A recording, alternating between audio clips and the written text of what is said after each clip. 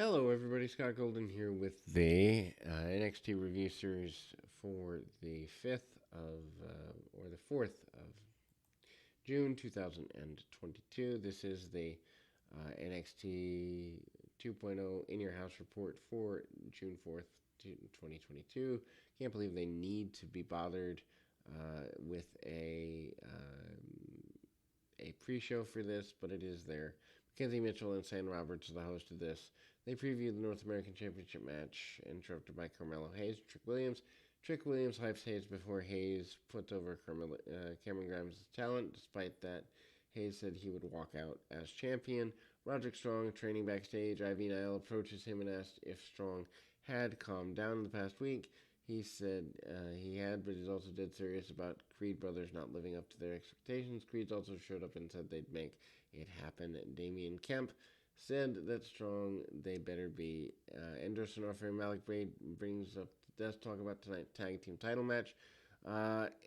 Enofe insisted open the hype of them both.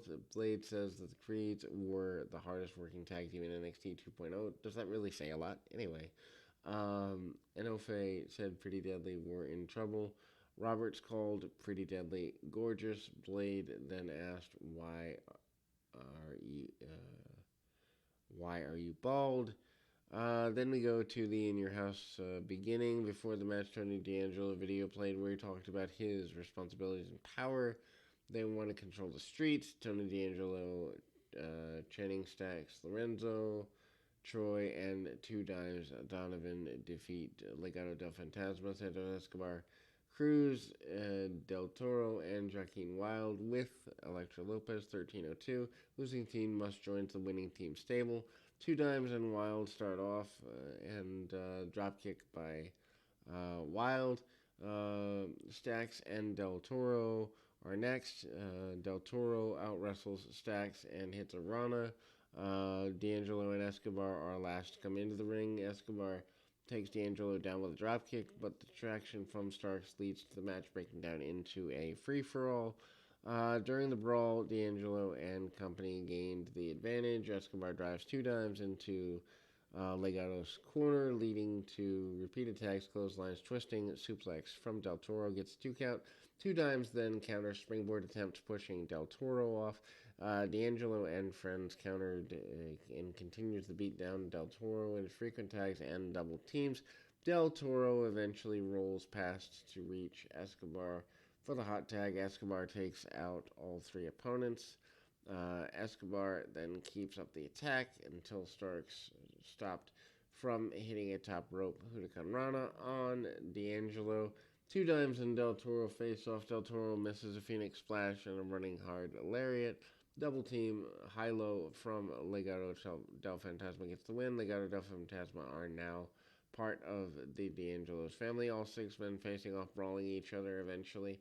D'Angelo and Escobar taking each other out. Simultaneous clotheslines. Elektra Lopez passes it, but then D'Angelo gets brass knucks and hits Wild with them, knocking him out. Starks falls on for the win. Alba Faye video promotes she's taking over and taking back her Scottish heritage. Last Legend and other roster members backstage watching Lash wasn't impressed. Tatum Paxley is tired of all the talk. Mandy Rose pulls up in the arena alongside her stablemates and says, "Ladies, let's do this." NXT Tag Team Champions Toxic Attraction, Gigi Joel and JC Jane defeat Caden Carter and Katrina Chance. Champions attack before the bell. Challengers regain control with some dives. They isolate Jane in their corner. Dolan gets a blind tag, allowing Toxic Attraction to earn the advantage. Attraction performs long beatdown of Chance, and then Chance starts a comeback with a rebound move, allowing her to tag Carter. Carter runs wild. Carter lands a kick for a near fall. Dolan cuts her off, and Carter gets quickly nailed, recovered, and then Chance hits a backstabber into a double stomp for near fall. Dolan gets another near fall really quickly.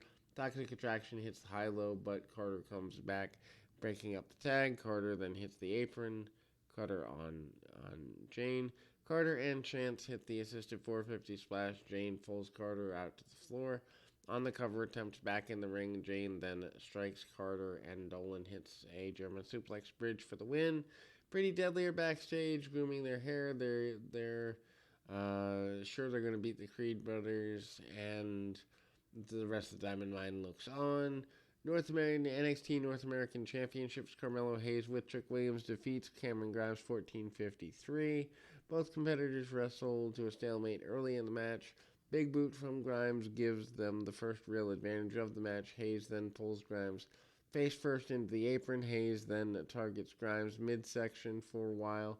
Grimes avoids a springboard. Grimes misses a dive of his own, runs into a springboard attack from Hayes. Trick then gets involved and tries to set Grimes' arm rope. And then the official distraction allowing Hayes to hit the Levi Straw Cradle. Grimes then hits a comeback, but Trick trips him up. Grimes then hits Hayes off the top with an inverted Spanish fly off the ropes. They trade strikes in the ring until Grimes fires up and hits the running forearm after the Rana and sends Hayes off to the floor. Grimes lands a soccer kick around the World Slam for Grimes, getting a 2. Then a thrust kick gets 2 more. Hayes counters a reverse Rana and a lung blower for a near fall. Grimes then hits a backflip power slam for a 2 count. He then calls for the cave-in, but then runs into a thrust kick before coming back with a reverse Rana. To become hero, Grimes then hits the cave-in on Trick, but also sends him into the turnbuckle, allowing Hayes to land a top rope leg drop before the win. Joe Gacy said Ron Breaker's days as champion are numbered. He'd tear down the present in hopes of building a new future. Women's champion Mandy Rose defeats Wendy Cho 11:59. This went way too long. Rose attacks before the bell and dominates the early match. Aggressive attacks. Cho gets a bit of a comeback every once in a while. Cho finally fires up. Cradle landing strikes, hitting a lariat and overhead throw. She then does the nap time elbows, which are just goofy. Rose then snaps and tears Cho's pillow, infuriating the challenger. Cho attacks a Third Press Death Valley Bomb. Struggles to take off her jumpsuit, revealing a Toxic Attraction t-shirt for a 2 count. Cho then locks on a sleeper, but Rose reaches the ropes for the break, follows it up with a top rope attack, but Rose pulls her down and hits the kiss for Rose for the win. Tiffany Stratton and Roxanne Perez are backstage. Women in the finals of the NXT Breakout Tournament. Stratton then offers and says the women's tournament was not the girls' tournament. Perez says she worked too hard to lose. The NXT Tag Team Champions, the Creed brothers, Brutus and Julius Creed, defeat Pretty Deadly 15-26. If the Creed brothers lose, they're out of the Diamond Mine. Brutus starts out with Wilson, beats him down. Wilson uses evasive maneuvers to get to the tag. Julius enters and takes out both of the Pretty Deadly members. Creeds just dominate everything. Pretty Deadly occasionally tried to get a comeback 6 minutes in. Pretty Deadly sends Brutus to the floor and taunts the Creeds quickly. Creeds regain control, continues to beat them down. Pretty Deadly gets their real offense in the last part of the match. Pretty Deadly isolates Julius, and then repeated tags. Julius fights out and reaches Brutus for the hot tag, clovers his way in, and Prince takes out Wilson before sending the former into the ladder gut-wrench throw. Brutus hits the Brutus ball, but Wilson comes back, breaking up the pin attempt. Suddenly, Julius has the title in the ring, but instead of using it, Brutus plants Wilson. Julius hits an in-stain shooting star press and gets the win. 6-7. NXT Breakout Tournament Finals, Stratton versus Roxanne Perez, Von Wagner and Josh Briggs, and Alba Faye, Tatum Paxley. NXT Champion Braun Breaker defeats Joe Gacy in the main event, 15-39. Gacy's a gimmick that's not really getting over. If Braun's disqualified, Gacy wins the championship. Braun goes right at Gacy, who's trying to get in Braun's head. Gacy rolls the floor.